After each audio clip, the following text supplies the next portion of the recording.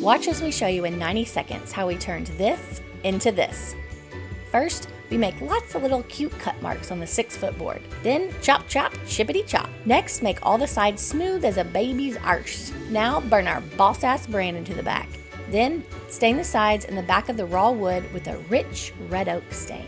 Paint the front white so our image transfer pops during the next step. Then, more chop chop, shippity chopping the designs to size. Next, buffy buff the surface for the transfer. Now, the image transfer. Using a magical gloss gel, we apply the reversed image face down, press down really hard, squeegee out any bubbles, and cast a secret sister spell over it so the ink stays. The next day, we lay down soaking wet towels on the sides with the paper and let those hotties drink up that H2O. Once they're fully hydrated and we can see the design through the wet paper, it's time to rub out. Yeah, we know how that sounds and we don't care. Rub-a-dub-dub, lots of wood in the tub.